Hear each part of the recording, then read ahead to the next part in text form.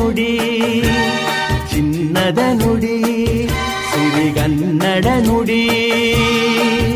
ನಾವಿರುವ ತಾಣವೇ ಗಂಧದ ಗುಡಿ, ಅಂದದ ಗುಡಿ, ಚಂದದ ಗುಡಿ.